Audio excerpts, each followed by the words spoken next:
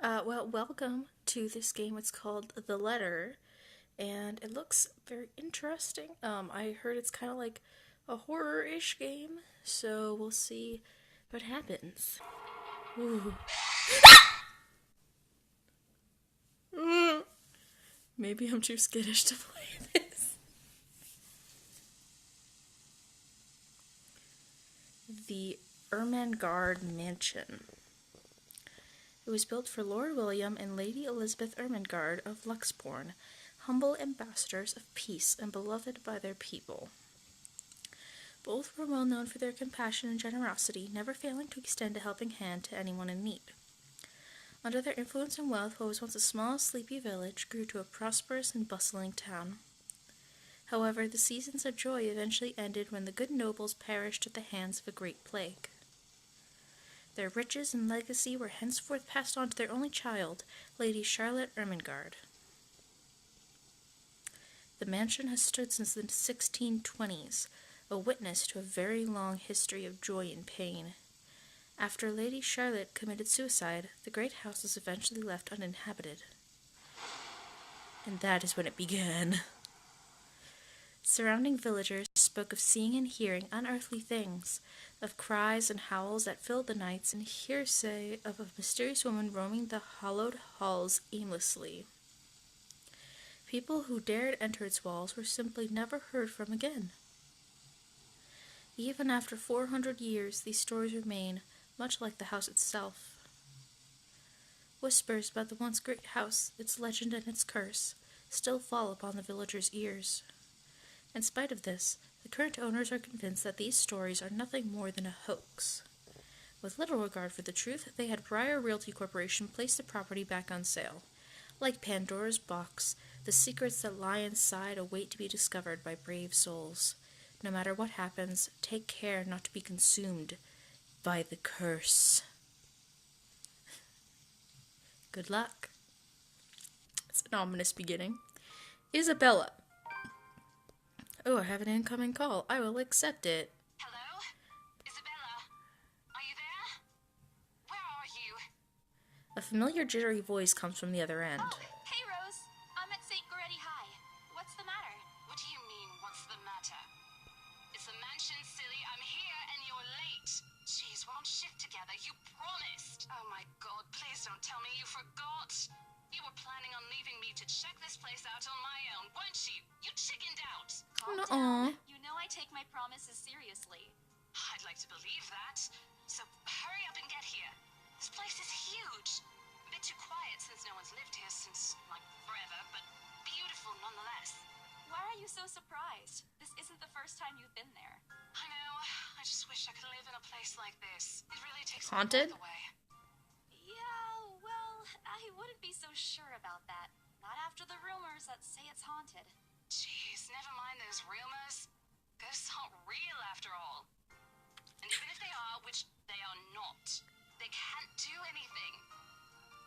They're nothing but Foreshadowing! You don't know that. They might be listening or watching right now, and they might not be happy with you enough to curse you. No offense, sweetie, but that's a bit of a stretch. Believe it or not, it's better to be careful. Right. You know, not every property we sell will end up with a dead body stuffed in a sofa. And I think that mansion is where we'll likely find another one. I can feel it. That was one time, Isabella. Listen up. Wait, just get here ASAP, please.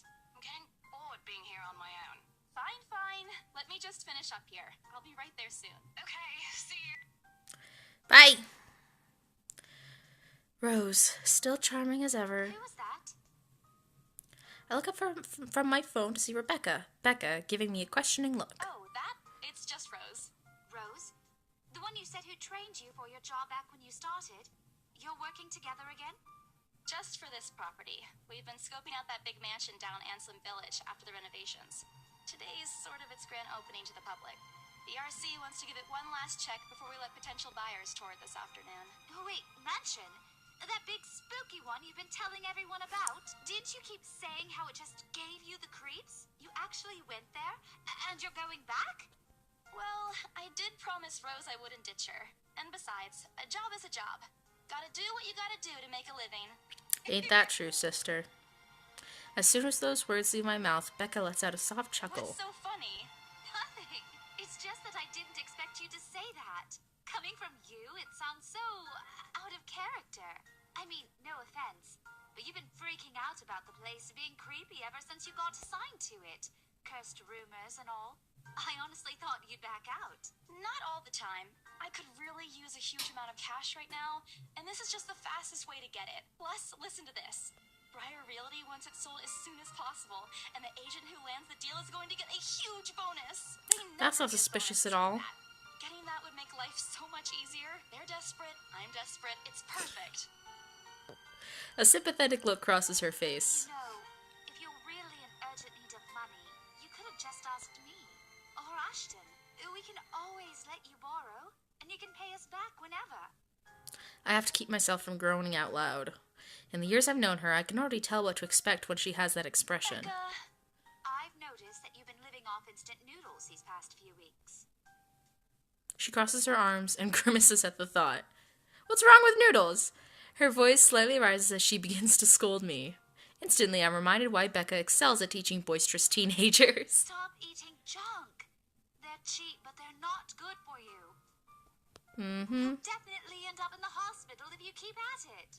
Look, I survived most of college on Kit Kats and Twizzlers, and look at me. I eat other things too, or you're not my mom. You're not my mom! I press my lips together and roll my eyes at her. I'm not entirely sure how I should feel whenever she goes on her mother hen mode. She means well. I'm glad someone's looking out for me, especially with my family living on the other side of the globe, but Becca's bossy attitude can be such a pain at times. She's more overbearing than Mama, and that already says a lot. You're not my mom. I didn't say I am. Nope, but you're acting like one. You don't need to boss me around all the time. She gives me a completely unimpressed look. Immediately, I brace myself for another round of reprimands from her. I'm not bossing you around. I'm just telling you to at least mind what you're eating. Remember what happened last? You ended up bedridden for 2 weeks after eating something bad. And I ended up having to listen to you cry about how those absences would take a huge chunk out of your paycheck. That's Do you fair. want that to happen again? No, Mom. Only a loud, frustrated sigh comes from her while she pinches the bridge of her nose, likely to help ease a headache starting to form. I bite my lip to keep myself from laughing out loud at the image she makes, expecting her to say more. But when at last she looks up, she's simply carrying a resigned expression on her face. I'm serious. Not my mom, Rebecca. Maria Isabella Grace. Although I know she's not really angry, I don't want to push it. An angry Becca isn't someone I'd like to cross paths with in my lifetime. I've seen it happen, and it wasn't pretty. Yeah, I'll stop. I grumble, but she doesn't seem to care much, only giving me a small, acknowledging nod. Good. Look, if you need anything, tell me, and I'll help in any way I can. You don't have to do this alone. Thanks, Becca. I really appreciate it, but you don't need to keep babying me. You've been taking care of me since after I moved here. You have to take a break sometime, and before you ask again, no. You know I'm not a fan of borrowing money, and I'm not going to ask you to give me what you earned hard for yourself. You and your pride. But suit yourself. The offer stays on the table, though. I nod in response, if only to get her to drop the topic. But I'm pretty certain I will never take that offer. Ever. It has nothing to do with pride. I've simply seen plenty of times how friendships can take a turn for the worse just because of a few unpaid debts. I don't want something like that to happen between me and Becca. We may argue about a lot of small, petty things, but she already feels like a real sister to me. I don't want to lose that friendship over something so trivial. Becca's movements, when she takes a quick glance at something behind me, snaps me out of my thoughts. Well, enough chit-chat. Lunch is ending, and my students will be back any minute. We can catch up later. Good luck with your clients. You better treat us to lunch or something if you get that sale. I was just telling you how I don't have any money. I need to put some in the bank. I need to make savings, or I can't buy you lunch. You bet. With a small smile, she returns to her desk and begins sifting through the pages of a rather thick history book. She's probably working on next week's lesson plan. Or trying, at least. Her eyes are distant, and she doesn't seem too attentive to whatever is on the page. As if she heard my thoughts, Becca starts coughing heavily. Her hand hastily goes to her mouth to stifle the sounds. You don't cough into your mouth. You go like, and then you touch stuff, and you have to go like, into your elbow, you fucking heathen. This is precisely why I followed her here. I followed her here? For someone who makes a habit out of worrying about other people, Becca sure forgets how to take care of herself. Hey, you sure you can manage on your own? I mean, you're still a bit feverish. Hush, dear. Don't you worry about me. I'll just drink some medicine and I'll be right as rain. Who says that? I level her with a flat look. She has had a cold for a couple of days now, something about the strange weather not agreeing with her lately. And despite my advice to take the week off and rest, I found her apartment empty when I dropped by this morning. She even left the medicine her doctor prescribed. Look who's being stubborn now. You shouldn't even be working right now. Seriously, you big baby. I'll be fine. For now, just go to work and stop making that Rose girl wait for you. I'll call you if I still feel bad, and you can come pick me up if it makes you feel any better. She offers me a reassuring smile, and I can only sigh. Why do I even bother? There's no stopping her once she has decided on something. Defeated, I reach inside my bag to pull out the same bottle of medicine she left earlier. Oh, that looks disgusting. I hate liquid medicine. She looks at it warily when I place it in front of her. Fortunately for her, this is one thing I'm not letting her have her way. All right, but don't forget what the doctor said. Drink this on time. I'll see you later, okay? There's an amused gleam in her eyes when she shifts them back to me. Look who's playing the mother hen now. Rebecca! Okay. I won't tease anymore. I'll make sure to drink it, Mom. Before I can retort, she casts another look at the clock. I take that as a sign to finally end the conversation and my short visit. With a small wave, I leave her alone to her classroom and her thoughts. I hail a passing taxi to take me to the property as soon as I leave the school grounds. The mansion is some ways out in the countryside, but I don't have trouble giving the driver directions. Apparently, everyone in Luxborn City knows of it, including every bit of rumor surrounding the place. In fact, just the mention of its name is enough for locals to give you cautious, sidelong glances. I learned that the hard way the first time I commuted there, and it only boosted. I can't fucking read today, and that only boosted my belief that there's something more to the house. Even the news of it being renovated and placed back up on the market has caused quite a stir. Thankfully, it died down a few weeks later. The place would become a lot harder to sell otherwise. I avert my eyes from the window once the buildings shrink in the distance. We get a glimpse of the countryside soon, although a quick glance at my watch tells me we are still a few minutes away from our destination. Might as well get some work done. Rose did ask me to review the mansion's documents. I already looked them over last night, but you never know when things may go wrong. Life has ways of messing things up like that. Halfway through reading the papers, my phone rings again. I pick it up without looking, neatly tucking it between my ear and shoulder. It's probably just Rose again anyway. Rose? Guess again. Ooh, who's this? That voice. Ash. Bingo. Hey, what's up? Just checking if you're still cool later this evening. You mean that thing with Zach? You cool, babe? Yeah. He even called in the middle of the night just to remind me. No, don't worry. I didn't forget. I'll be there. Cool. I'll see you later. What time do you get off? Around 6 p.m.? I don't know. It's the first day of the Ermengarde Mansion's open house, and we're expecting quite a number of potential buyers. I'll be booked the whole afternoon. Ermengarde Mansion? You know, the big Jacobean mansion at Anselm Village? I'm on my way there right now, actually. On your own? Yeah, well, Rose is already there, but yeah. I see. Looks like the scaredy cat finally toughened up. Shut up! Ash chuckles and I can't help but roll my eyes upon hearing it. I'll see you later. Drop Ashhole! I'll see if I can pick you up. Whatever. Bye. Stupid Ashhole, always teasing me whenever he sees a chance. I'll show him who's tough. October 21st, Friday. It takes a few more minutes until I finally reach the infamous mansion. I have to admit, the entire property does look wonderful from the outside. Yet despite all this, it does nothing to hide that something is just wrong. The surrounding area is unusually silent, and only the rustling of the leaves can be heard as the occasional breeze passes. While Anselm Village is just a few miles away, everybody keeps their distance on purpose. Perhaps out of fear, the horror of falling under the mansion's curse. Somehow it makes me feel sad. The lack of immediate human presence just makes this place all the more eerie than it has any right to be. If it's uncanny in broad daylight, I can't imagine how this place looks at night. It planning to go inside that place, Missy? Oh, he scared me. The voice nearly makes me jump out of my skin. Without completely taking my eyes away from the house, I give the driver a confused nod. The beat passes while I wait for him to say more, but his only answer is a non-committal hum. Belatedly, it occurs to me that he must have been waiting for my payment. I mentally slap myself for spacing out and promptly hand him the fare with an apologetic look. I expected him to leave as soon as I paid, but there's a hesitant expression on him, as if something hasn't been said yet. Is there something wrong? Look, Missy, I'm sure you've heard what the people are telling everyone about that place.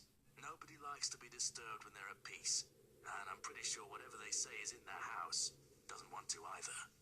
I admit they did a good job fixing it up, but there must have been a reason why even distant relatives of the family who used to own the house never lived in there despite inheriting it. No wonder they wanted to get rid of it. Maybe they just didn't like it? You never know. He drives off after, but what he said has left a foreboding feeling in my gut. I breathe out a heavy sigh as I approach the house. After hearing enough of the rumors, I should have expected the conversation to take that turn. But I'm already here. Backing out is completely out of the question. It's not like I have a choice anyway. If I want to get that bonus and commission, one way or another, I've got to sell this property. The door is ajar when I get to it, however, while my own copy of the keys dangle uselessly in my hand. Rose must have left it open when she arrived. She's going to be missing. That's weird. We may be the only people here this early, but I've never known her as someone careless.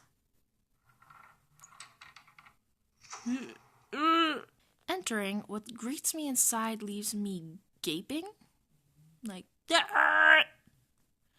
They've cleaned every corner, waxed the floor, dusted the antiques, searched every nook, cranny, and crevice, which made it spick and span. All for the sake of making the mansion more enticing to the modern-day lords and ladies. But no matter how hard they tried, the mansion still looks as soulless as ever, as though it's going to eat you alive.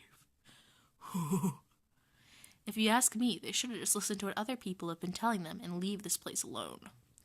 Some things in this world are better left alone, never to be disturbed ever again. Rose? Ooh, his little echo. I call out. Rose, I'm here. Where are you? My voice echoes softly throughout the hallways. Oh, who am I kidding? In a place this big, I don't think she'll hear me no matter how deafening the silence is. She could be all the way on the other side of the property for all I know. Quickly, I reach for my phone and dial her number. But the number you have dialed has not been recognized. Please check and try again. what do you mean has not been recognized? We were just talking a while ago. It's not like she was eaten by the house, right? Or maybe the ghost did hear us talking and spirited her away, right? Right? No, Isabella, don't be ridiculous. She probably just wandered deeper into the house and lost signal or something. I dial her number again, hoping the call will connect this time. The number you have dialed has not been recognized. Please check and try again. But to no avail. Oh boy. I have a very bad feeling about this. Rose? If you can hear me, please come out. Come on, Rose. This isn't funny. You know this place gives me the creeps. No answer. This isn't going to work. The place is big. She could be anywhere. I need to start looking for her. I take a deep breath before venturing deeper into the mansion. Taking a couple of steps forward, I notice something move above the grand staircase. What the hell? Rose?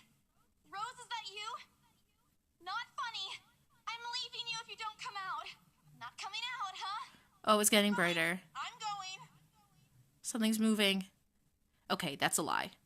She's my friend. I can't really leave until I know she's alright. What was that?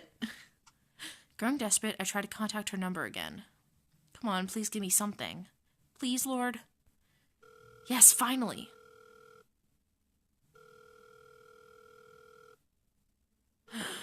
It's coming back. Hello? Hello? Rose, I'm here at the mansion. Where the hell are you? She doesn't respond. There's also heavy static coming from her side. I sincerely hope it doesn't get cut off again before I can get an answer from her. Rose, come on. Where are you? A few moments pass until the static eventually starts to quiet down. What? The attic? Crap, it got cut off. Man, do I really need to go there? With how deep inside the mansion the attic is, there's barely any signal there. No wonder I can't contact her. But why is she there? Out of all places, she just has to make me go fetch her in the creepiest room of this place. Is she doing this to get back at me for being late? Whatever, I'll just go. Arguably, I feel like the basement would be creepier than the attic. I'm just saying. The sooner I meet up with her, the sooner I'll feel better about being here. I carefully make my way up the staircase. My legs wobble as I mentally curse the fact that I've chosen real estate instead of picking a career that doesn't involve strange abandoned houses. Upon reaching the top, the grand hallway greets me. It branches out to the two major wings of the mansion, the east and west wing. There are 2 attics here, one on each side. But the east one has been converted to a storage room of sorts, and somehow I find it least likely for Rose to wander there by herself. Besides, she never did like going into stuffy storage rooms. I mean, I don't think anyone does. So I head towards the west wing first, where a simple wooden door at the end of the hall opens to a small room. Inside is another set of steps leading up to the second attic. Unlike the grand staircase, though, the stairs to the attic are steep and narrow, made of old stones and covered with a thick coating of dust that kicks up into the air with every step. So if Rose had already come in here, then wouldn't the dust have been disturbed? Thank God it's still daytime. If it wasn't for the light streaming through the door behind me, I might easily stumble and fall. With how old the place is, there are no light fixtures to illuminate the cramped passage up. Why they didn't bother to add one here when they renovated escapes me. Sheesh, they did it with the rest of the house. Small bedroom welcomes me at the end. Ooh. It looks exactly as it did since the last time I've been here. Full of dust, worn out, and faded by time. I don't like that sound. Odd, I thought they cleaned everything. Did the crew miss this room? Ugh, cleanliness is the least of my concerns right now. The more pressing matter is Rose. She's not here. Was I dreaming when I talked to her a while ago? Did I mishear her? No, it couldn't have been a dream. After all, the creepy ambiance of this estate is doing such a remarkable job of making sure I stay alert and awake. And I'm sure she said she's here. Is this a prank? Or maybe that phone call was Rose's last message to me before the curse got to her. Oh. Ugh, shut up, brain. You're not helping. Don't make this scarier than it already is. But if she's not here, then where is she?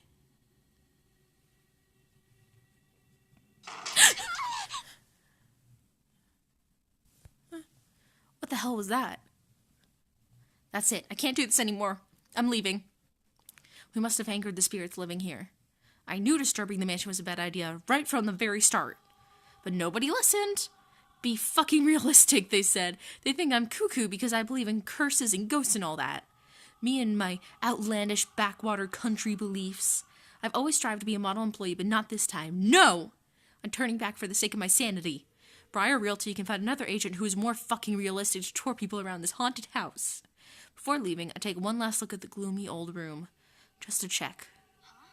What's this? My worries about Rose's whereabouts must have caused me to miss it when I first entered the room, but there's clearly something on the floor. It looks like... lying on the ground just a couple of inches away from my feet. Out of sheer curiosity, I lean down and pick it up. Strange. I don't recall seeing this the last time I was here. A few days back, me and a few other agents inspected the mansion to prepare for today. I had been the last to look inside the attic and leave, and this certainly hadn't been here before. Someone must have left it in this room since then.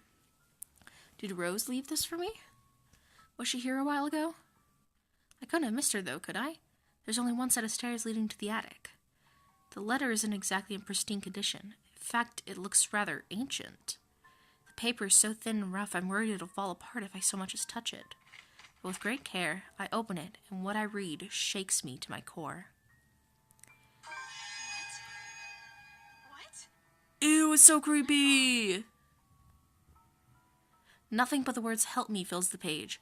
All of it, seemingly written with a crimson-shaded pen. Blood! I gulp. The same phrase just goes on and on until... Send this to 5 people or else? Really? 5 people or else. Or else what? Or else what? As quickly as I can, I scan the back of the paper and peek into the envelope to make sure I'm not missing out on a second page. But there's nothing. Oh, please, no. My hands tremble as dread creeps over me. The room is suddenly getting colder. I need to get out of here. Folding the paper in half, the sight that greets me next has me frozen on the spot.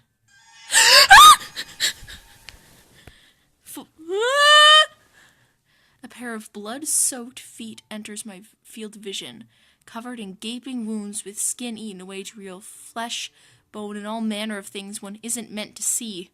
It's too much. All of it is too much. I want to cry, call for help, but the words catch in my throat.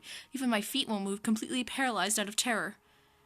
I'm gonna be brave and look up. I need to face it. Whatever those feet belong to, I need to face it. And if I'm going to die, if they're going to kill me, at least I'll know what my killer looks like. A cold comfort. So with a deep breath, I summon every ounce of courage I have left in me and shift my gaze upwards. Please.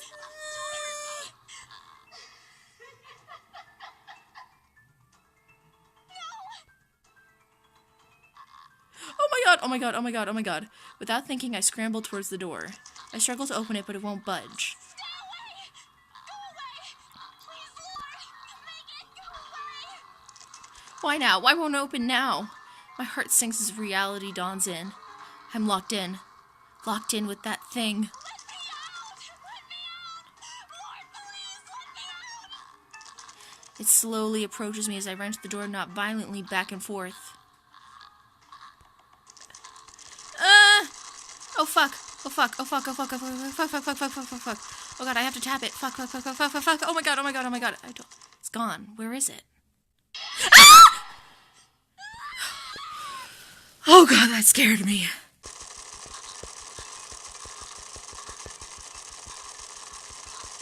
The door finally swings open and I couldn't have been happier. Oh, thank fucking god.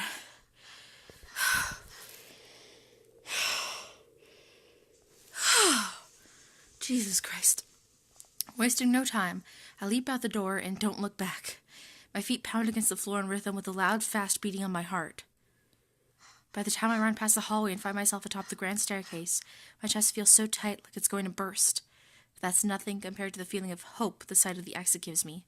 Racing down the stairs, a breathy laugh escapes me and my shoe slips and I find myself falling.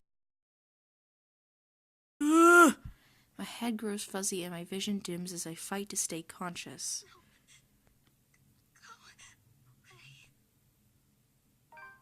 The last thing I see are those feet before all I know is darkness. A buzz breaks the silence. I start to rouse, pulled into consciousness against my own will. I've never felt this tired before. I just want to sleep, but the insistent buzzing, poking, and prodding isn't letting me. My old mattress may not be the comfiest of places, but that doesn't make me any more eager to wake up. 5 more minutes, Becca. I swat away at what is nudging persistently at my side. Come on. Can I just get a few extra minutes of sleep today? I promise I'll work hard once I'm up. A hand lightly taps my cheek and something cold is suddenly being pressed to the back of my head. The icy sensation slowly spreads throughout the area, giving me an uncomfortable feeling.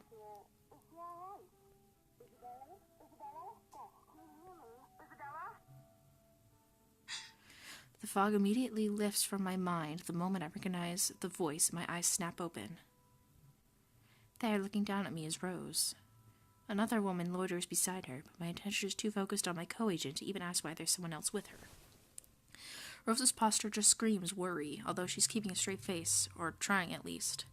I can't help but feel bad for making her fret. A wave of dizziness washes over me as soon as I try to get up, forcing me to lie back down again. Luckily, the feeling subsides after a few seconds, until only a mild throbbing somewhere at the back of my head remains. With a little assistance from Rose, I push myself upright. She hands me an ice pack and gestures for me to press it where I suspect a small bump has already formed, if the light ache in the area indicates anything. The Ermengarde mansion. Why? Ow, my head. And the date today? October 21st? Last one. Can you count to 15 in reverse order? 15, 14, 13, 12, no. What? Oh, sorry, I pressed it too fast. It's impossible to overlook her, what with the way she towers over us. And here I thought Rose is already tall. Who is she anyway? One of the remaining cleaning crews? But with how primly dressed she is, I don't think anyone would want to clean in a suit, an expensive suit at that. The gloves alone must have already cost a fortune. Why is it going so fast? I can't help but fold my arms protectively over myself as she does so. What'd she do? She may be far from a cleaning crew, but she certainly looks like our supervisor during evaluation. Just do it, please. What am I supposed to do? I clicked it too fast. I eye them both warily, but recite everything as she is asked. Rose releases a breath of relief once I'm done. You scared me for a moment there.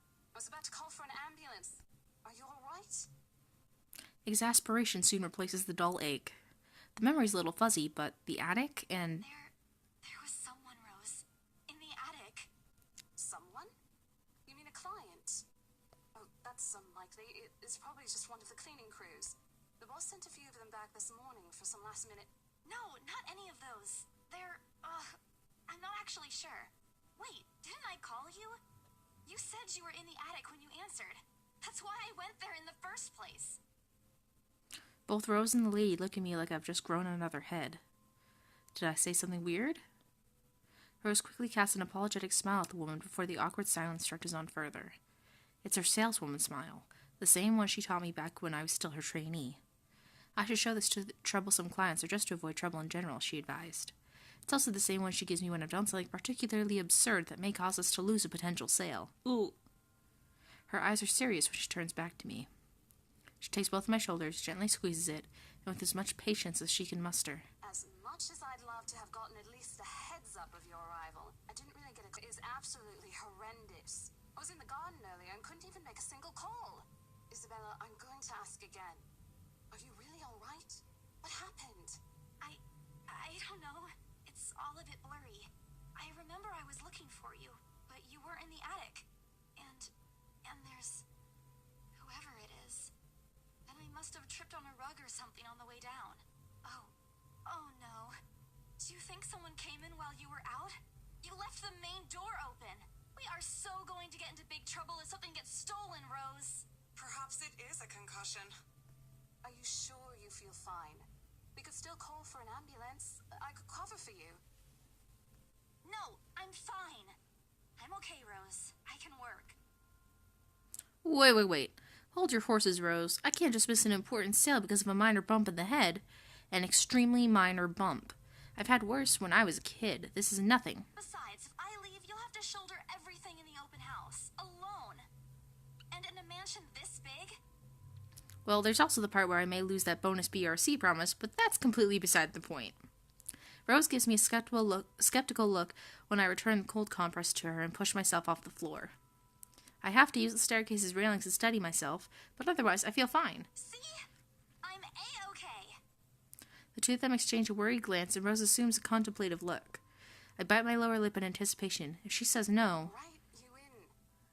smile threatens to slip out from me. If I see that you aren't feeling well, I'm taking you personally to the nearest clinic to have you checked. Clear?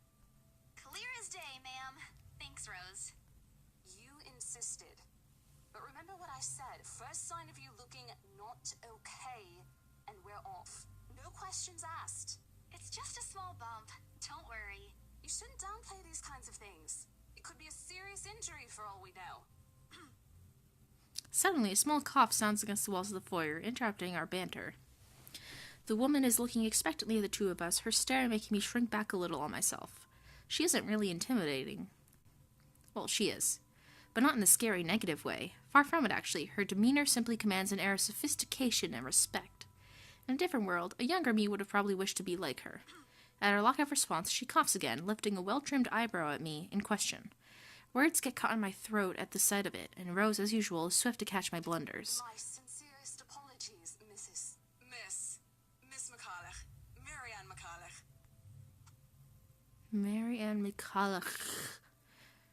Rose Designs. She hands Rose her business card. The words interior designer catch my eyes before my partner flips it over. Oh, probably someone interested in the mansion for its 17th century influences then. I won't hold it against her, though. Despite the hearsays and remaining uninhabited for years, the mansion's original fittings and furniture have been kept completely intact and restored to pristine condition. That's unrealistic. I suppose some people find that trip to the past feeling appealing? After all, with what it offers, this place could also be a haven for people looking to live somewhere with a classic historical charm. Miss McCullough, I'm Rose Cooper, and this is my partner, Isabella Santos. We're just ironing out a few things, but we'll be starting the tour soon enough. In the meantime, we've prepared some refreshments for you in the parlor while you're waiting. If you could please. Thanks. There's no need for it, though. I just dropped by for a quick survey of the place. I thought I should check the estate before I meet with the homeowners. Rose's confusion is impossible to miss when she glances at me, and I return it with an equally perplexed look. And, against my better judgment, I blurt out the first question that comes to mind. I'm sorry. Homeowners? I should have kept my mouth shut. A flash of irritation crosses her face, but it instantly disappears under a mask of professional detachment. Yes. Hannah, right? I was hired by her to handle the interior design for their newly bought home. This is the Ermengarde mansion, right? It is, but... She pauses, possibly trying to find the right words to fix the awkward situation without offending someone. Suddenly Rose nudges me with her elbow. We'll check with our supervisor. Those few moments have given me enough time to clear my head of any nervousness or confusion clouding it. It is, ma'am, but we weren't aware the mansion has already been sold. What do you mean? I almost flinch when she turns her gaze on me, but I stand my ground. Besides, this isn't like I haven't dealt with awkward situations like this before. I may screw up at times, but that doesn't mean I haven't learned a thing or two in the 5 years I've worked in the business. She's worked here for 5 years? Jeez Louise. The mansion is indeed for sale, ma'am. Today's the open house, in fact. However, we haven't heard anything from the higher-ups that a deal has already been closed for this particular property. If you'd like, my co-agent and me can check with them right now. She nods, seemingly deep in thought after I finished. She appears to be a reasonable person anyway. Given the proper explanation, she'd surely understand. I thought something looked odd when I arrived here. Excuse me, I think I need to make a call to my secretary. Thank you for your assistance, Miss Santos. With a slight wave of her hand... Come on. With a slight wave of her hand, she leaves us. That seems to be the end of it. Both Rose and I breathe a sigh of relief. Disaster averted. I also don't miss the thumbs up she gives me for doing a good job, and I can't help but swell with pride. Still, I've already prepared myself to dial the number to our Luxbourne office and check, even if she didn't ask for it. I will be very frustrated if, for some reason, something has already been decided without my or Rose's knowledge. That's a whole new level of unfair. We've been working hard on this.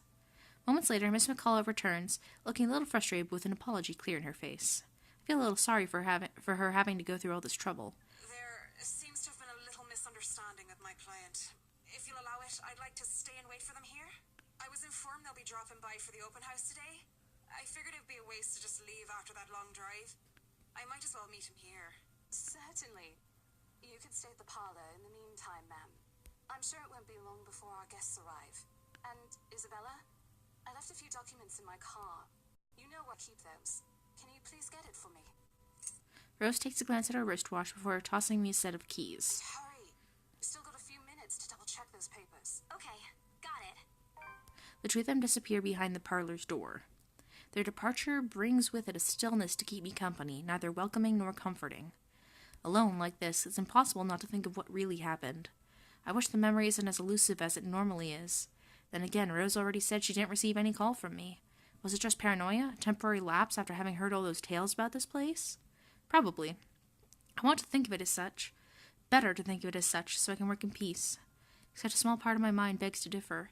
And if I'm going to be completely honest with myself, I want nothing more than to leave this place as soon as possible. I don't know what's in this house, and I don't want to know. The keys Rose have just handed me dig into my palm, its jagged edges creating shallow ridges on my skin from how hard I'm clutching it. It's a reminder of what I still need to do and why I've taken this job in the first place. Hugging my blazer close to my body, I exit the house to get what Rose has asked of me.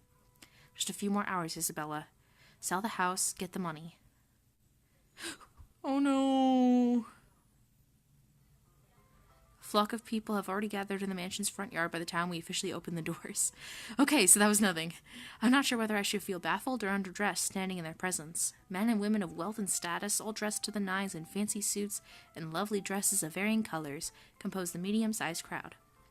Their necks, arms, and fingers are adorned with silver and gold, glinting in the afternoon sun. Some even have ridiculously fancy... I really hope there aren't any magpies living nearby like in the stories. Those birds will have a field day in this.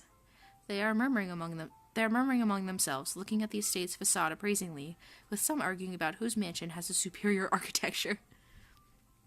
Most of it stops as Rose calls for their attention. They don't look too pleased at being ordered around, but what can they do about it? Ladies and gentlemen, I'm Rose Cooper, and this is my partner, Isabella Santos. We'll be taking a tour of the mansion in 2 groups. Please make sure you filled up our sign-in forms before joining a specific group. Those who want to look around the first floor, please follow my partner. I'll be guiding the ones who wish to see the ground floor. Hearing this, a few wandered to me. They are mostly old ladies who seem daunted at the idea of climbing all those stairs.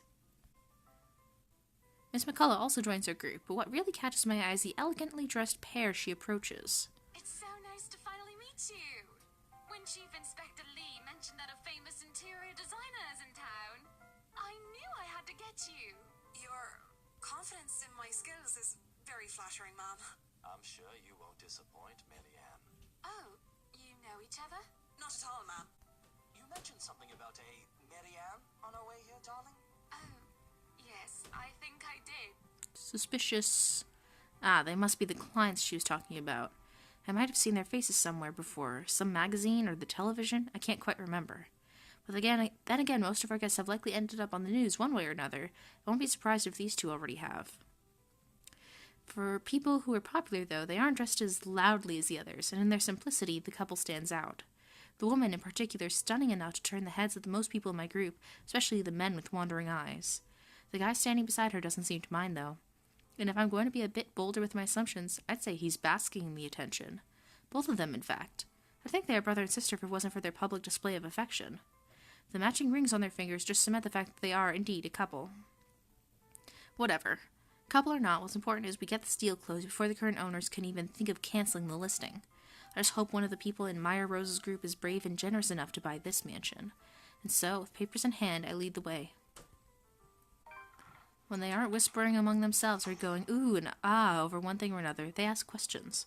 From how the restoration process went to the history of the place, I answer them all, more than happy to talk about the art pieces and architecture, mostly. However, I'm careful not to mention anything about the urban legend.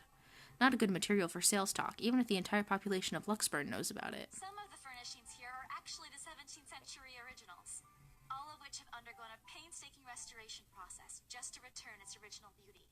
Even the glass thing. Colorful ones. Oh, I don't know, but you get the idea, I hope. Especially that one, ma'am. It is said to be a gift commissioned by the fiancé of Lady Charlotte Ermengarde. The mansion's current owners have specifically requested that the restoration crew take great care in handling it.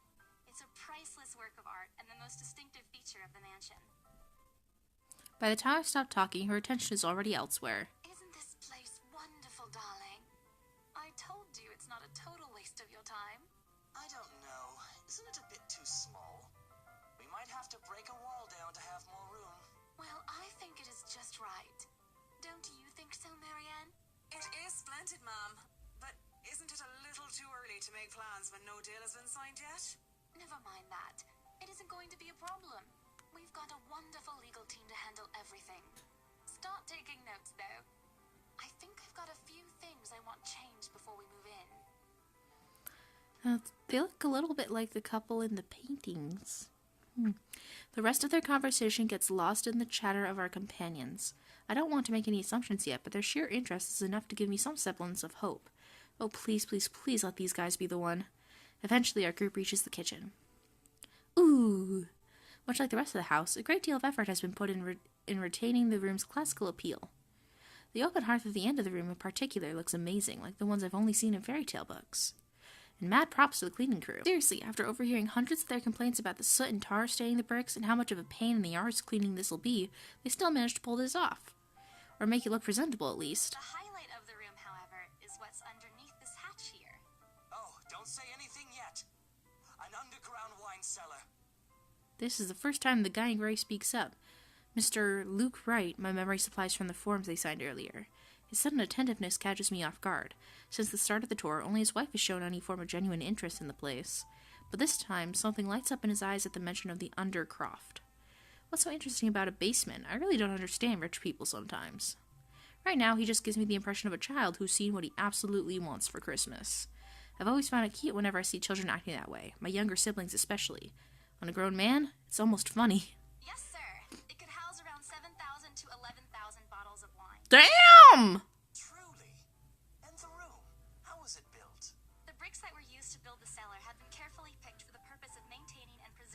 constant temperature and humidity in the room.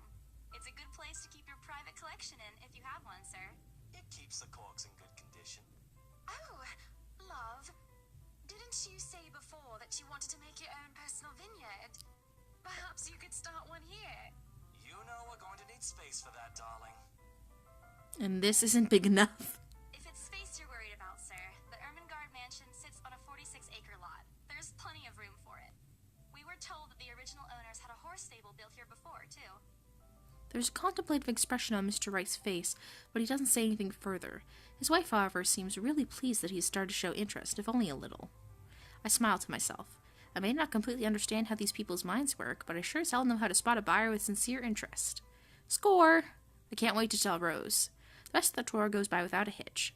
After more than half an hour, we're able to cover almost every room on the ground floor and are heading to the parlor. Funny, the first time BRC had to survey the property, I kept complaining to Rose how big it is. Now I can't even bring myself to care, no matter how much my feet hurt. Maybe this is just my excitement over a possible sale. When we reach the parlor, however, an odd feeling washes over me. It starts off as small goosebumps on my skin, a feeling of being watched intently. Whispers in my ear and shadows dancing, lurking in the corner of my vision. Dark silhouettes that are gone when I turn to look. A chill settles down my spine, making me feel sick, and I start to break out in a cold sweat. I can't do this. I need to sit down for a moment. The old ladies in the group have been requesting for a break anyway. If I can just... Excuse me, everyone? We will be taking a 15-minute rest here before we visit the first floor. In the meantime, please help yourselves to the refreshments and snacks we prepared. If anyone has any questions, feel free to approach me. I'd be happy to help you. I let them sit while I retreat to a quiet corner to recover. It's not what you think. Don't think about it. It's not what you think. I probably just caught Becca's cold. Don't think about it. I'm left alone for a good while, the same words spilling out of my lips in a silent prayer, until a hand taps my shoulder. Hello, you there? Yes, ma'am? Oh, look at you. Having to show a group around a mansion this big must be exhausting. Not a problem, ma'am. I'm just doing my job. What a hard worker. Anyway, Isabel, right? Isabella, actually. But yes, what can I help you with, ma'am, right? Please, just Hannah. Call me Hannah. I just wanted to ask, how soon are we able to move in? My brain completely stops. The sick feeling plaguing me is suddenly gone, replaced by utter bewilderment. Is this a joke? She looks at me expectantly as I struggle to come up with an answer. Wait, ma'am, you see... But we haven't even negotiated a price yet, ma'am. We haven't even finished touring the rest of the mansion. A sale would be great and all, but... She stops me from speaking any further and puts a hand on my shoulder. For a moment, with her tight smile, she looks as if she has tasted a particularly sour lemon. Oh, please, sweetie, don't insult me. Money is not a problem. And, just between you and me, this place is better off with us than with some old lady who'll probably just fill it up with cats. I personally don't think there's anything wrong with having cats here, ma'am Hannah. I'm sure there's more than enough space here if you want pets. Perhaps I'm still not feeling well, but really, what's wrong with cats? More importantly, why is she talking about moving in already? Well, I'm more of a dog person. But you see, this is going to be a gift to my darling.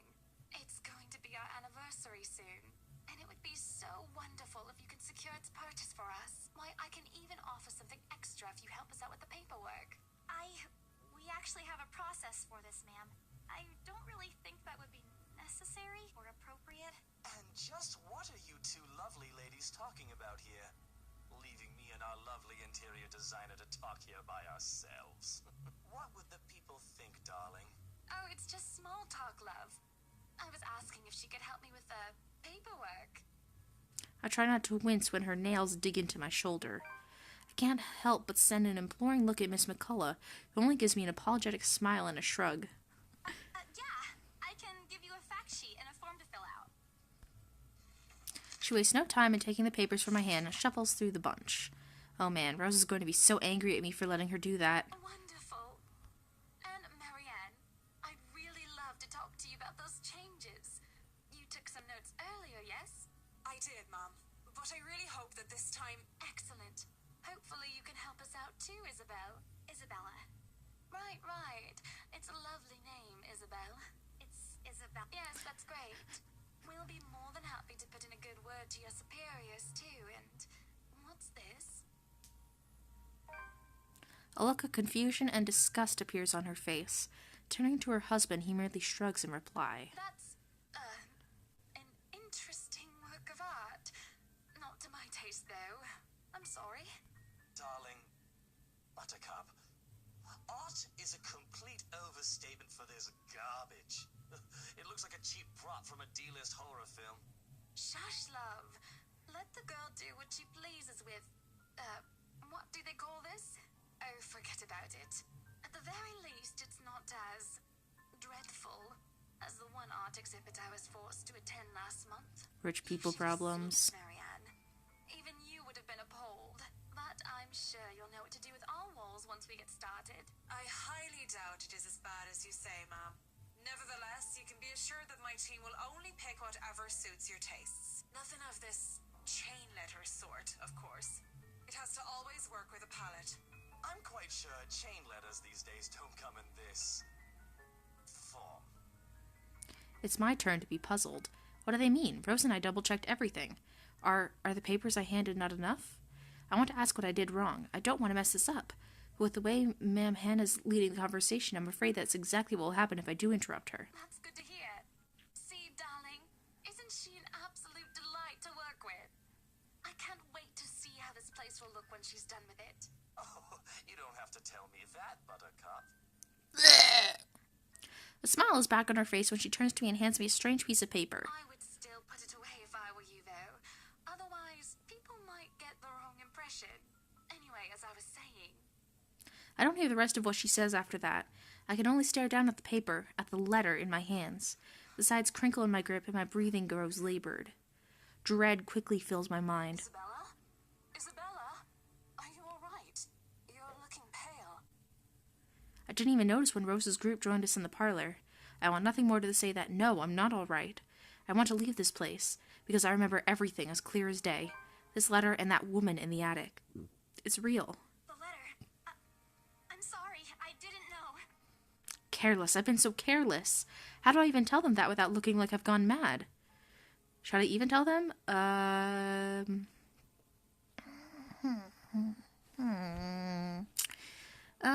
I'm gonna not show her the letter.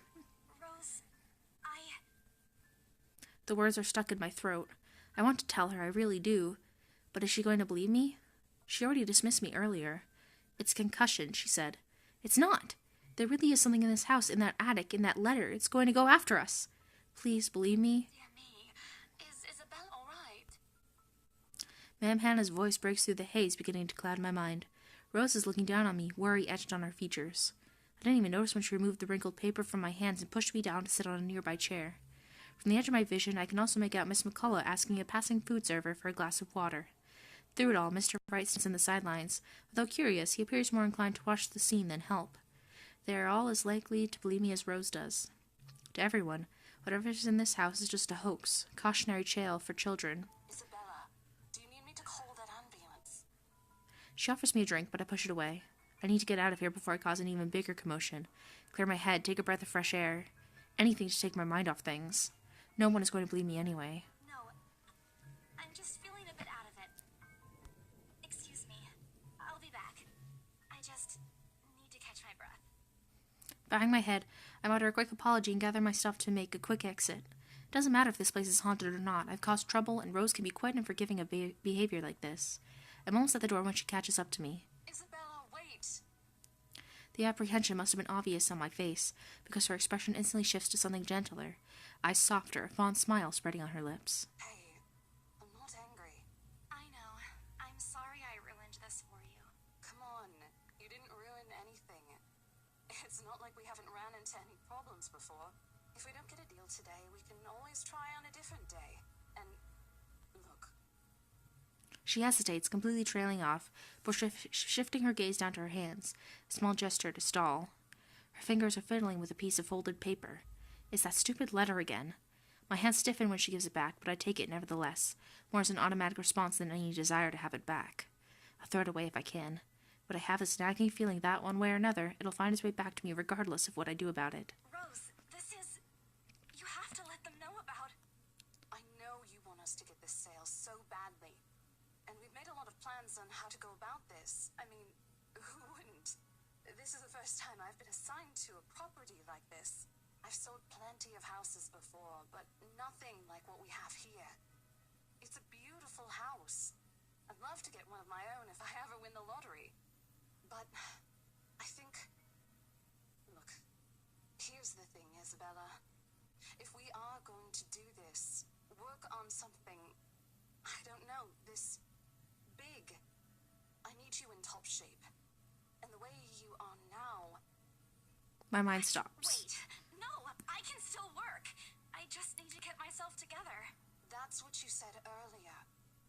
I let it go because I thought, hey, it's your own body and you should know more than anyone how you feel.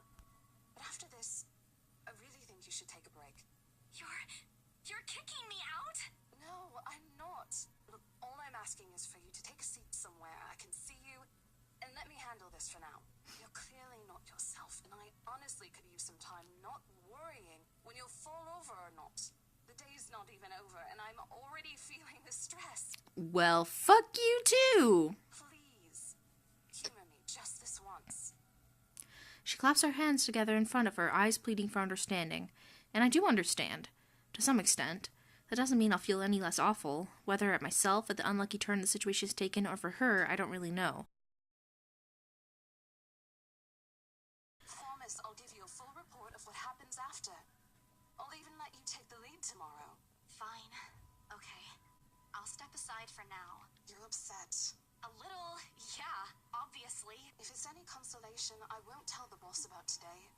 You know how he is. Please don't. I don't want a repeat of the lecture I got during my first assignment. I skipped the memory. I want to giggle too. At the memory, we both burst into helpless giggles, earning us strange looks from the guests milling about the door. Talking and laughing like this, it's easy to forget any mishaps that happened. Little things you learn to appreciate, I guess. So, are we good? I'm still not okay with it, but Rose has a point. It's better for me to step out of this one for I now. won't be able to help you anyways if I keep getting distracted like this. Maybe I'll just take a walk outside or something while I wait for you to wrap things up. This isn't good. I insist. I'm not an invalid, Rose. You clearly have not seen how you looked earlier. It's not that bad. Color hasn't even returned to your cheeks yet. Just stay here, alright? Don't even think of going anywhere. Let me finish what I'm doing here, and then I'll take you back to Luxembourg myself to have that minor bump checked. At least wait for me to call someone who will fetch you, okay? She's gone before I can voice one word of complaint. Left with nothing else to do, I found myself drifting back to the foyer. A few visitors linger in the area, some merely enjoying the afternoon sunlight streaming through the stained glass windows. Others can be seen admiring the priceless antiques decorating the room. One group of elderlies, gathered some ways across from me, is occupied in a friendly banter about which one would cost more to buy. Elderlies. A little argument here, and occasional laughter and teasing there. I smiled to myself. The conversation reminds me of what I've been missing these past few months. Rose was probably right. I do need a break. Maybe this afternoon's hangout will help. Speaking of, I should call Ash. It's a few hours early from what I've told him, but he did ask for a call once I'm done. Besides, I don't have a ride back. He offered, so I might as well take it. Or bribe him into giving me one. Not that he'll ever accept the latter. Personal convictions and all. Honestly, if there's something I find admirable in him, despite his tendency to annoy the hell out of me, it's that. Well, whatever way works, a free ride is still a free ride. There's Rose's offer too, but despite what she says, I know she'll be busy for the rest of the afternoon, especially without me assisting. Bothering her for a favor as small as this is the last thing I want to do right now. A couple minutes and a few prayers asking for a decent signal later, the call finally connects, and... What? How loud is this thing even? A sharp ringing fills the entire hall, disrupting the pleasant quiet that is settled. Soon enough, heads begin to turn in search of the source, mine included. My eyes dart around the small crowd before zeroing in on a lone figure crouched behind the same group of old people checking out the decor moments ago. He's facing away from me, fumbling with something in his hands. But I don't need to see his face to know whose back it is. Oh, I'd recognize that dumb parka anywhere. Without bothering to end the call, I marched towards him. After what happened today, I'm really not in the mood to deal with this. Ashton Frey! What happens next is something I'll surely regret later for having not recorded. He jumps, lets out an undignified yell, followed by his phone slipping out for his grip. It bounces from one hand to the other in his poor attempt to catch it, before ultimately falling flat on the floor with a resounding clack. I kind of feel sorry for the phone. And the floor. But it's not every day that you can catch someone like Ash off guard and get a reaction. Damn his stupid detective senses. I'll take every ounce of victory I can get, no matter how small. Ha! An awkward pause passes between us. A blink. A cough. He makes a face. And then, in a too-quick motion, he ducks and retrieves his abused gadget, while a grin threatens to break out from my lips. He doesn't meet my eyes when he straightens, but a flush has crept up his neck and cheeks. In another universe, where we haven't known each other for 5 years and suffering through his teasing isn't a day-to-day occurrence, chances are I'd find that adorable. Endearing, even. Fortunately, this isn't that kind of world. The way things are, I'm already content to see him out of his obnoxiously calm and collected disposition. Hello to you too, scaredy cat. I could stand to be greeted like a normal person, you know. What? And miss that look on your face? No way. Oh man, I should have taken a picture. I am so honored you find this funny. Is that how you treat your guests? I think I need to talk to your supervisor. Talk to yourself. You aren't even a guest here. What are you doing here in the first place? For a moment, he looks like a cat that swallowed the canary. Suddenly, checking every nook and cranny of his phone for any damages or scratches seems to be a more interesting activity than explaining himself. Ash, I could be looking to buy a house. a mansion. Yeah, why not? Did you see the view outside? It doesn't look haunted to me at all. He's messing with me. Ashton, I am not in the mood. What are you doing here? He chances a glimpse at some point behind me. The parlor? Curious, I follow his gaze, but before I can figure out what has caught his attention, he places a hand on my shoulder and turns me back to face him. I just finished working on something, so I dropped by. I still don't see how his work has anything to do with why he's here. At my confused look, he drops the hand resting on my arm like he has touched something particularly hot, and casually rubs the back of his neck. And I said I'll see if I can pick you up. Turns out I can. Free time and all. So here I am. Figured you'd still be busy, and so I roamed around for a while. Oh, you should have mentioned that sooner. I was about to throw you out. Throw me? Hey, I was given a pamphlet. I think that makes me a legitimate client. We have mandatory sign-in sheets for clients, Ash. I didn't see your name on it. And you can't just roam around because it says open house. Normal people actually follow an etiquette here. Right, okay. I think I'll just go ahead and... No, wait. I wasn't really going to throw you out. Rose said... Never mind. I was just about to leave anyway. Wait, what? Now? Something must have shown on my face because he pauses and gives me a long, hard stare. Sometimes I forget how easy reading people is for Ash, given how he often looks as if everything around him is a chore. I avoid his eyes, hoping he'll drop the subject and won't ask any more questions. The last thing I want is to tell him what happened, especially the part about the letter. In fact, he's the last person on Earth I'll ever think about telling it to if I can help it. Sure, he's a dependable guy. God knows how many times he has helped me, even without me asking for it. But stuff like ghosts and the supernatural, he'll never believe those, even if he hears it from a friend. Except maybe if it's Becca. On a good day, the most harmless thing he'll do is give you an explanation why those things have no chance of ever being real. At worst, he's insufferable. He'll poke fun at you every single chance he gets. Ashhole. What did I ever do to him? He never does that to Becca or Zach. I can already imagine how things will go down the moment I spill a word of what I saw. Nope, over my dead body. Before it catches his attention, I shove the letter deep into my bag. What's wrong? Nothing. Let's... Doesn't look like a nothing to me. We still have Zach's movie tonight, remember? It's still early. And didn't you say your shift will end around 5 or 6? What about... Hey, Isabella, wait up. A rush of air greets me as soon as the main door opens. Not the usual autumn draft, but it's still a welcome change from the stifling atmosphere inside the mansion. Ash's footsteps are quick behind me, the soles of his shoes thumping hard against the polished concrete in an awkward cadence as he rushes to catch up. He calls out once, twice. The mansion still looms in the background. Whispers calling me back, shadows beckoning.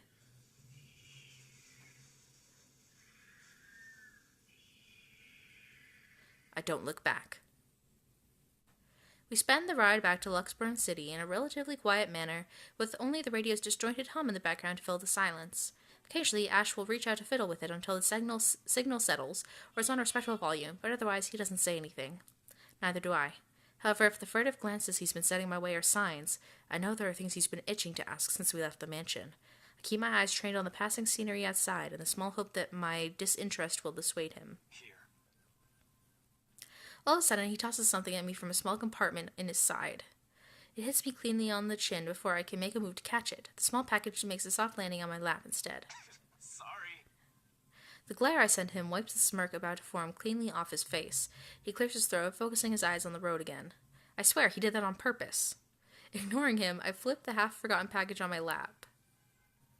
I won't say no to free food, but why are you giving away cereal bars? I always have one on my person, and you look like you're about to pass out back there. Have you eaten lunch yet? I don't even get a chance to deny it because right on cue, my stomach rumbles loudly and an empty gnawing feeling in my belly becomes noticeable. No surprise there, I did skip breakfast and lunch so I could catch Becca while she was on break. I was hoping to get a small meal after. I guess with everything going on, I just forgot until Ash mentioned it. It's not like the hollow feeling's new to me, though. If anything, it's just one of the things I've gotten used to ignoring over the years growing up. A thanks, then I tear open the package and start nibbling on the edge of the bar. Apart from an acknowledging nod, Ash doesn't say anything after that small exchange.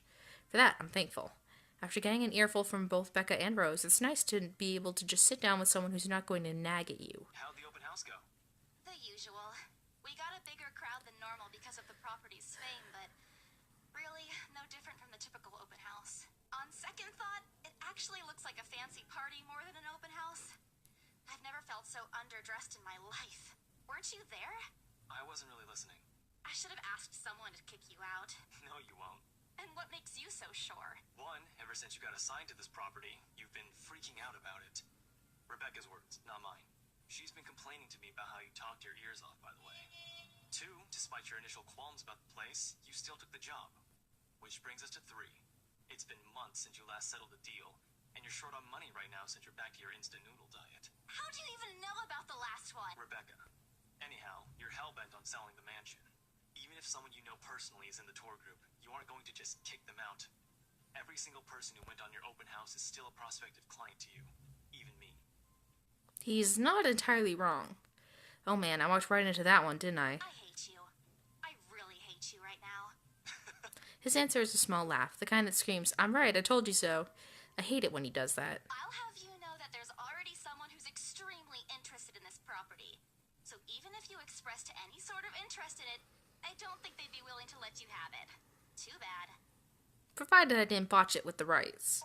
Why, of all times, did I have to screw up like that, in front of an important customer, no less? I owe Rose a big apology. I hope she likes free donuts. You don't seem too happy about it. I am happy. Doesn't this look like a happy face to you? Really? And here I was thinking you found another one stuffed in the sofa. Or is it the wardrobe this time? He meant that as a joke, but how close it is to the truth made my blood run cold and my own heartbeat a heavy weight in my chest. All at once, the letter in my bag feels a whole lot heavier, burdened by my own guilt and apprehension. Yeah, well, things happened.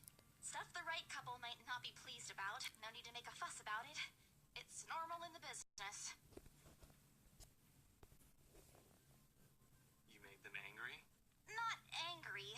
Just stuff happened. Like? Things. Did they do anything? Your clients. The rights, was it? I can't answer that. At least not without revealing everything that took place in the attic. I'm gonna change the subject. You stop. You keep asking me about my work, yet you haven't said a single word about yours. That's not fair. Both you and Zach have literally disappeared off the face of the earth. An over-exaggeration, but changing the subject to something else is still better than outright lying to him. Besides, it never works with him. I'm not sure if it's because I'm just bad at it or because he's just really very good at his job. He doesn't answer immediately, only momentarily shifting a glance over me and returning it back to the road when he has to make a sharp turn. Outside, the sun has already started its descent, casting a vibrant orange glow on the tall buildings. I wonder how long before we reach the venue for Zach's film. Checking the street signs outside, it appears Ash has taken the longer route. Odd, but he's probably trying to avoid the rush hour Didn't we traffic. just talk a week ago over chat? That's different. Linking your awful memes in the group chat box every morning isn't exactly a conversation. Your awful memes. Excuse me, I don't hear you calling them awful while you're laughing at all of them. Shut up. And you aren't answering my question. That earns him a soft punch to his arm. I did laugh at them, but I'm not going to give him the satisfaction of knowing that I find most of them funny. It'll only make his head bigger. Stupid Ash. All right. Lay off on the abuse. Remember that case I mentioned before? We've been trying to pin the bastard down, but it required more work than we anticipated. The guy's slippery like that. We got some good lead months ago. He recounts what he's been doing in the time we haven't seen each other. His usual work, the occasional small investigation, and the big case he's been stuck working on. Stuff he couldn't mention in the brief time we catch each other online. Although most of it are the trimmed-down version, only things he can tell. He's always been careful about that. Even in the way he spins his answers to my questions, just enough to satisfy my curiosity, but not enough to paint the whole picture. At one point, his voice takes on a strained tone when he mentions something about the big case, but I don't dwell on it much. That's normal, right? I mean, who wouldn't be frustrated if you couldn't bring someone to justice because they kept slipping out of your fingers? If I were in his shoes, I'd definitely lose my mind. His stories never cease to be entertaining to me regardless. If things weren't the way they were back home, maybe I would have considered taking on the same job as him. Well, no, not really. Mama would never allow that. But the idea is still there, along with countless others I've let go. Time passes quickly between us in this manner, and before I know it, we're already at the movie house. Whoo! A small crowd has already formed in front of the theater when we arrive. The Lift Fest, short for Luxburn Independent Film and Theater Festival, attracts a bigger crowd annually. And this year's no different. I've only been to a few indie film screenings with Zach, so I'm not an expert on the matter. But I know that for people hoping to make a break in the industry, getting your film recognized by a local event like this is already a big deal. Especially for a newcomer like Zach. He hasn't even won an award, but just getting a confirmation letter that the festival committee wants to include his movie in this year's lineup already put a grin on his face for weeks. Speaking of the guy, he's impossible to miss. At 6 feet, he appears to loom over most of the moviegoers, and with his large build and heavy voice, there's no surprise when people give him a wide berth as they pass by. It's often easy to mistake him for someone intimidating at first glance. I did, back when I didn't know any better. Ash did too, I heard, once, early in their friendship. Oh, there's Zach. Hey, you guys! Long time no see! Zach's face lights up with a smile of his own. He moves towards us with careful steps, taking a significant effort to make himself smaller so as not to bump or accidentally hit anyone. Aww. Typical Zach. As he nears, Ash casually raises his hand in greeting and... Sup, Z-Man? Man, what's crack-a-lackin', my homie? The awkwardness of the descents within the immediate vicinity of our small group is palpable enough. Somewhere to our left, a girl giggles, and only then do I become aware of my mouth hanging open. I'm almost amazed how Ash can say that out loud with a straight face. Almost. Considering his track record, I should be used to it by now. Zach seems to be. Yo, stop trying to act interesting. And you're the only one who calls me Z-Man. There's fondness underneath his exasperated tone. If this were any other person, he'd likely be offended, but years of friendship and familiarity have made those words harmless to the other's ears. Or at least enough for both to take it in stride. It's been a while, Zach. Oh my lord. I hope you didn't get into trouble again. Not much to get into trouble lately without you, I'm afraid. I'll let you know if something comes up, though. Nah, I ended up with chicken down stuck on me last time I agreed. I'd really love at least this year to pass without some sort of accident happening again. Hey, I take offense to that. It wasn't that bad. You really have no idea. A beat passes, and then Zach laughs. Hey, I'm kidding. You know you can always count on me. It's a story only the two of them are privy to. Every now and then, Ash will enlist Zach's help on something. Becca and I never really found out what the real deal is with those adventures, as Ash calls it, and both aren't willing to tell due to some unspoken agreement. She insists that if it's Ash, it's likely not something illegal or life-threatening. I tend to believe her on that. Sometimes. Ah well, boys will be boys, I guess. I give Zach a small wave from behind Ash when his attention eventually turns to me. Bella! Huh? Rebecca's not with you. Is she still sick? A bit. But she's up and went to work this morning. You know she doesn't listen to anyone that's not Ash. Yes, she does. No, she doesn't. You're literally the only person she'll listen to when she's feeling stubborn. And it's true. They've known each other far longer than any of us in the group, childhood friends and all. But don't worry, Zach. She's probably on her way here now. She promised she wouldn't miss your movie. Isabella! Oh, thank goodness. Speak of the devil. That warning hand grabs me by the shoulder and turns me around. Becca, you're just in time. I have to lean back a little, the way her face is almost invading my personal space, but she places her hand on either side of my head to keep me still. She stares at me intently, concern filling her eyes. Ugh, you're squishing my face. How are you? Are you all right? Why wouldn't I be? Oh. I skipped past it too fast, but I think it said that Rose called her. Those 4 words tell me all I need to know. Since I don't have my family living close by and the only other relative I have here works on the far side of the country, I gave my company Becca's contact number in case of emergency. I should have known Rose would call her. I pushed Becca's hands away from my face. Although she lets go, her eyebrows remain drawn together. Oh, no. Everything's good. Rose covered for me at work today. That's not what I'm talking about. How's your head? Beside me, Ash snickers. I bite back the urge to elbow him in place of trying to avoid Becca's hand as she tries to reach out for the said area. I do my best to dodge her, all at once moving to hide behind Zach. Sorry for using you as a human shield, Zach. Oh, it's nothing. I just slipped off a few steps on my way down. I blacked out for a few seconds and had a minor bump, but it's just that. I just blacked out, it's not a big deal. You blacked out? It's not something to brush off. Come on, at least let me check it. It's extremely minor. You wouldn't even know it's there. Isabella, this isn't a laughing matter. She did look pale when I saw her. Wow, thanks a lot, Ashton, you traitor. I'll get you back for this. Just you wait. What? I'm just saying it as it is. If you mentioned this earlier, we wouldn't be having this conversation. I'm sorry. Saw her? Yeah, they arrived together.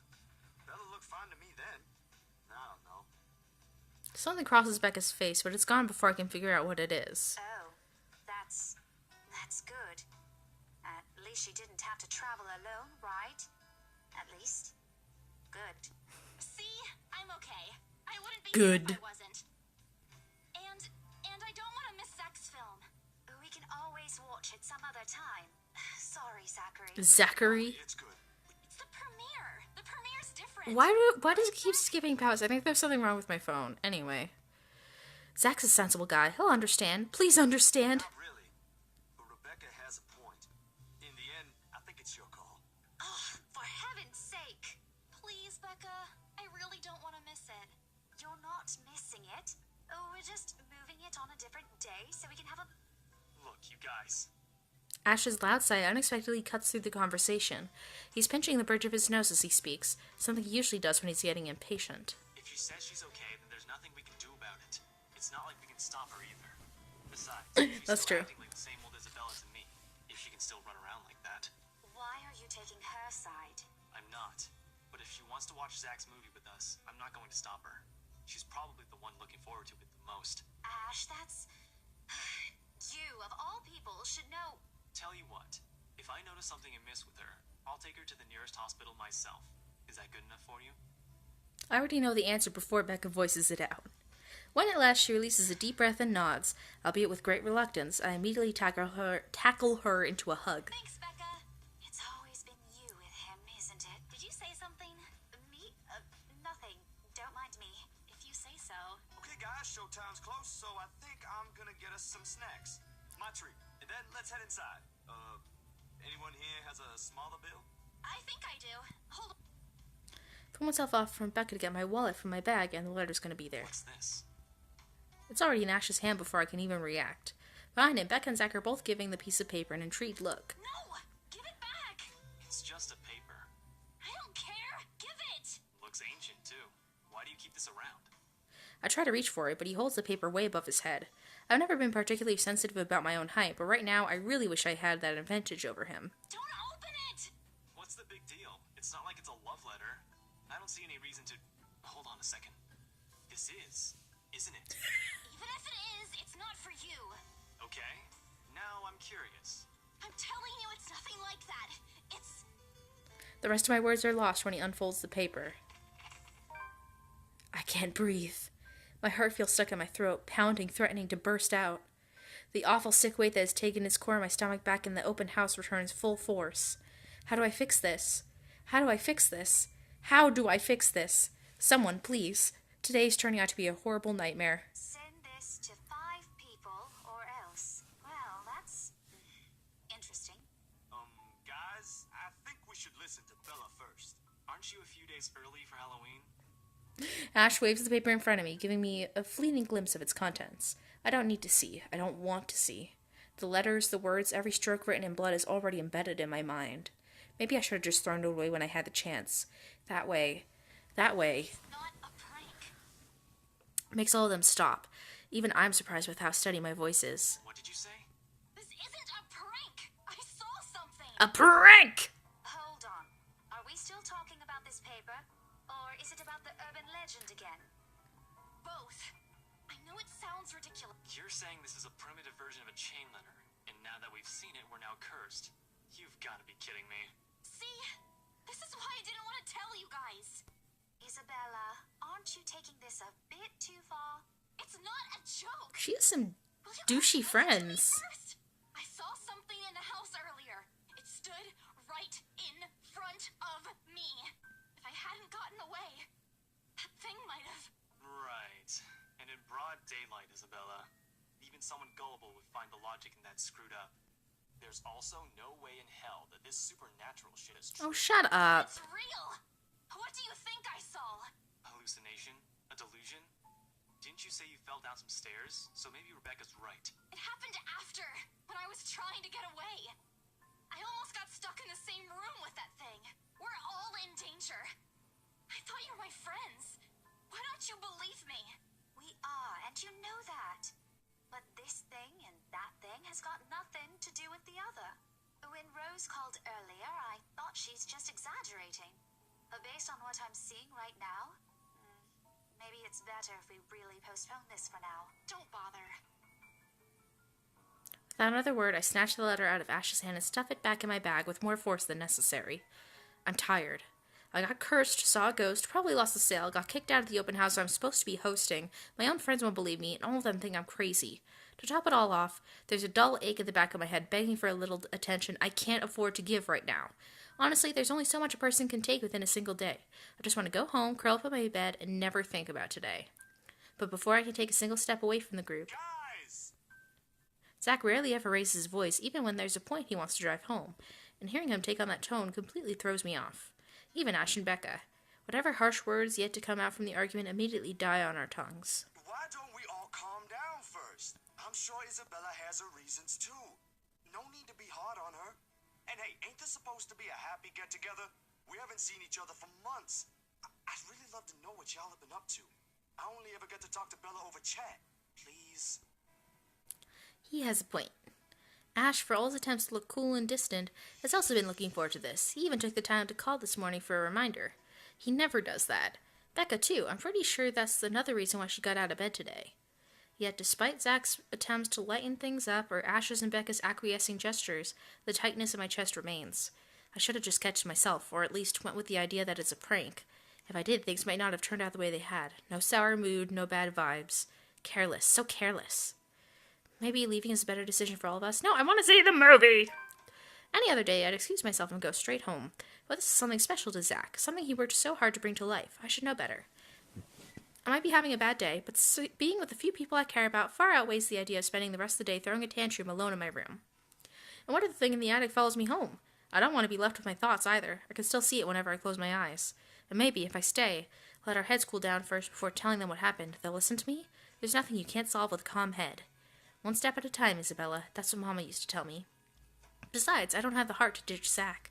A smile is back on my face when I look back at them. If we keep arguing here, we're going to miss the first few minutes. All right, that's the Isabella I know. Oh, good. I thought for sure you were going to cry. Oh, shut up. This time I really do send an elbow straight to his stomach. Stupid Ash, being vertically challenged has his perks too. What was that for? Stop calling me a crybaby. I'm not one. Aw, don't cry. Stop it. Okay, scared again. I love how his name changes to Ashhole whenever he's being a dick. That too. If you repeat that, I swear I'll... Let's just go. Without another word, Becca goes inside. She doesn't even stop to wait for us when I call after her. Ash and I exchange looks at that, the same question likely swimming inside our minds. Did something happen at school after I left? Is she having a bad day too? I'll try asking her about it later, I guess. So, you guys go catch up with her. I'll go get us the food, I promise. But you'll miss it. Didn't you say watching a movie without food ain't fun? It ain't like I haven't seen it. I made it, remember? I'll be in there soon. One friendly tap on my shoulder, and then he's gone. Few moviegoers are still milling about. Some are still waiting in line for tickets, but otherwise, most of the crowd are already inside. There's nothing much for us to do here now. Not a word of protest comes from me when Ash gestures for the two of us to head inside. And then, Are you sure it wasn't one of the cleaning crews? Absolutely sure. Somehow, halfway through the movie, the conversation steered toward what's happened in the mansion. Why are you talking? It's a movie! To be fair, Zach was the one who brought it up again. In his own movie's premiere. Now, the film's just serving as a background noise while we're speaking in hushed tones, careful not to disturb anyone inside the small hall. Well, that's just rude. Well, except for Ash. I just hope we don't end up arguing about it again. We'd all get kicked out for sure. Though, with how loud Ash's voice is, we'll probably get thrown out way before any argument happens. Only Becca still remains engrossed in the movie, completely ignoring us. She's been quiet the whole evening, speaking only when referred to. If I didn't know any better, I'd think we did something that offended her. Did we? And then I ran. You heard what happened after. I still think it's something else. It was standing right in front of me, Ash. He's one of the smartest people I know, but geez, he should learn to listen. Plus, didn't he say he doesn't believe in these things? Why is he in this conversation again? If I could see it up close, maybe I can... I am not going back there. Yeah, but I was thinking, maybe all the house needs is a blessing. Wasn't it left uninhabited for years? Oh, the house did change hands over the years, from one distant relative of the Ermengardes to another. None of them bothered to live in it, though, and it remained that way up until its current owners decided to sell it.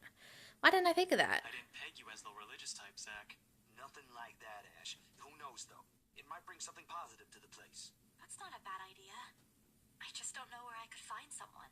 You're not seriously considering a suggestion, are you? Do you have a better idea? I know where. I could contact him for you if you want. You'd do that?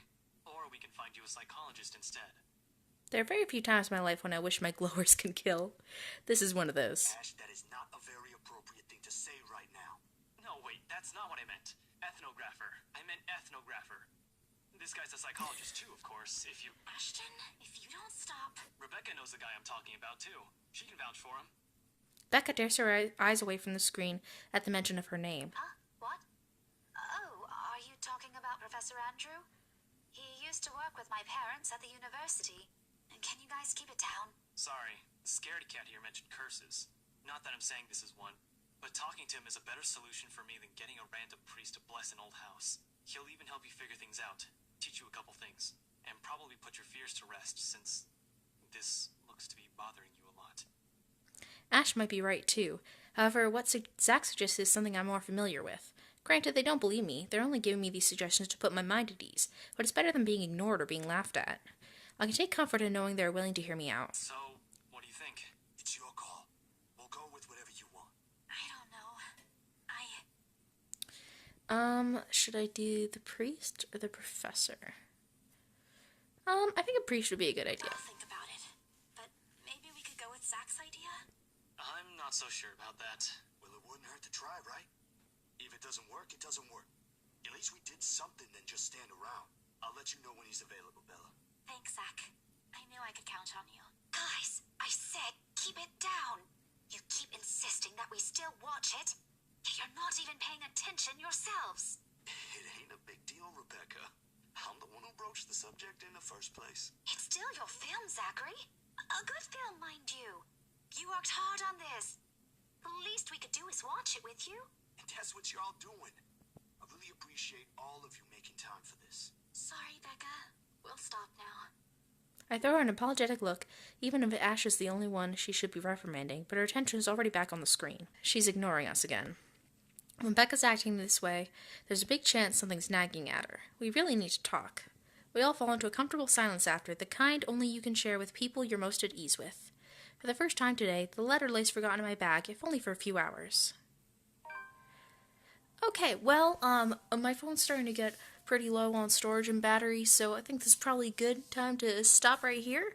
I will be continuing this. I enjoy it so far. The writing is a little hokey at times. You know, it's not the best dialogue, but it's interesting so far, and it's free, so, you know, can't complain about that. It's definitely a little spooky, so I was hoping for something to be a little, I was hoping for more scary stuff, but hopefully we'll see more when I play again, which will hopefully be during the daytime when I'm not scared at night by myself. So thank you so much for watching, and I hope you have a wonderful day.